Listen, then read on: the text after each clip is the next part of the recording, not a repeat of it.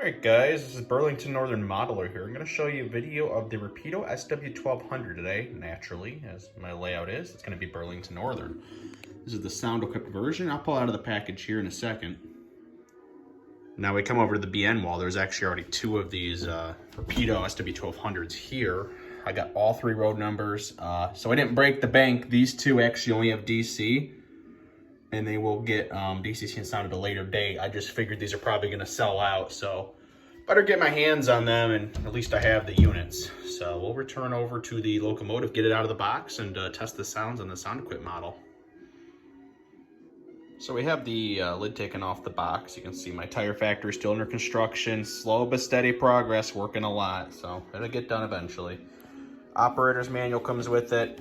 As always, I could tell you, they do come with stickers, guys. This is a first time from them. There's some pretty cool stickers in here, so if you like model train stickers and stuff like I do, they've got, you know, I like this one. Yeah, my wife always says I'm a nerd. It's pretty true. And this one's pretty cool too.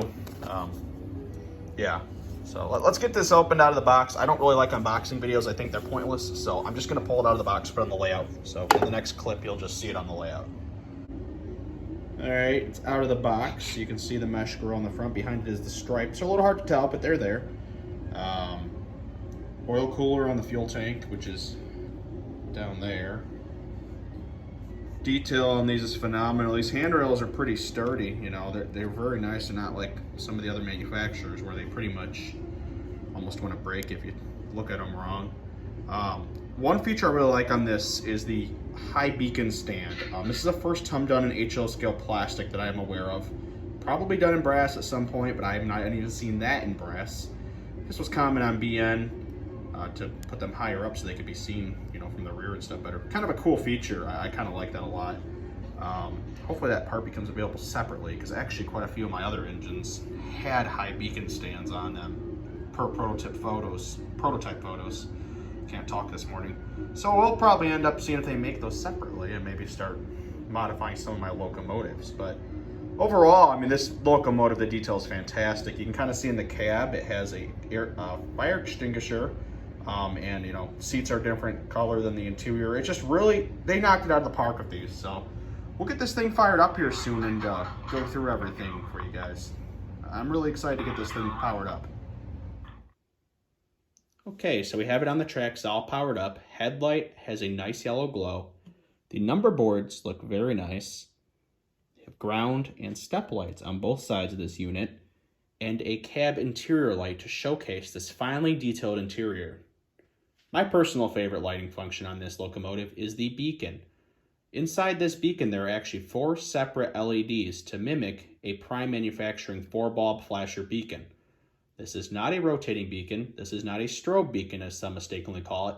A company called Prime Manufacturing on the prototype made these beacons, and they had 4 bulbs to simulate a rotating beacon for ease of maintenance. These were very popular in Burlington Northern and other railroads. As some of you have seen in my other videos, these were made aftermarket by somebody years ago, and they are no longer available. I have them on my Metro units and some other BN engines. Rapido came out with their own version of this, and they are the first company to commercially offer 4 LEDs inside a beacon. They hit it out of the ballpark, absolutely phenomenal. Well done, Rapido. Anyone who models Burlington Northern or knows about these beacons knows you can't get any more realistic than having 4 separate bulbs in there, or LEDs, I should say. So let's go through some of the sounds on this locomotive. It sounds fantastic. As the title in the video states, this is equipped with ESU lock sound.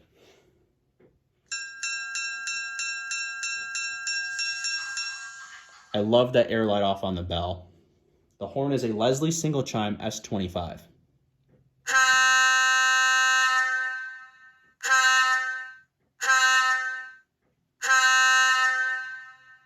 That sounds fantastic.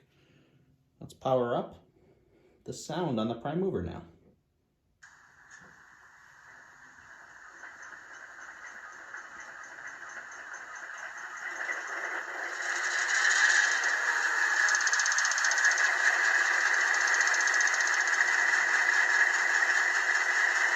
Sounds absolutely fantastic. Here's some of the CVs I'm using. It has a mode called switching mode, which is F12, and that will have the headlights on both ends. Dim them out, You can turn that on and off, and that's very sharp. Turn the cab interior light off. Here's function 16.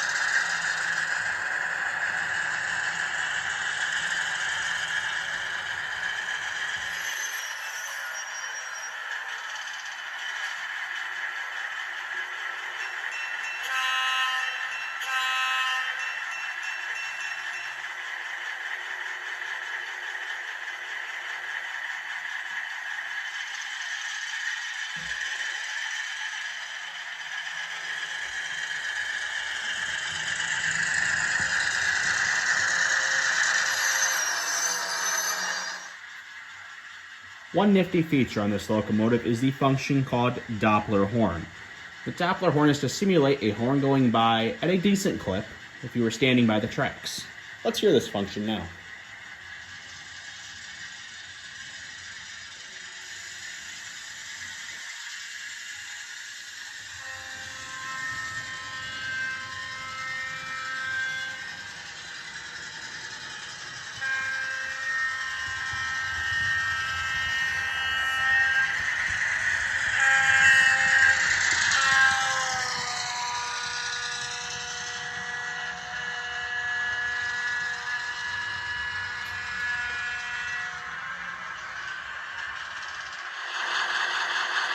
Here is a close-up of the cab interior with the lights on. You can see it even has a fire extinguisher behind the engineer's seat.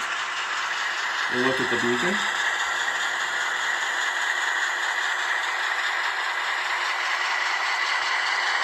And the control stand. Rapido did an excellent job on this unit. I'm very glad to have 3 of these in my collection, and I urge any of you on the fence about getting one of these, I wouldn't wait, I would get one of these. Absolutely phenomenal unit. But before I go, I'll show off one more feature which I like. It's called curve squeal. So we'll get a short train together and pull around some tight curves, and you can hear this feature.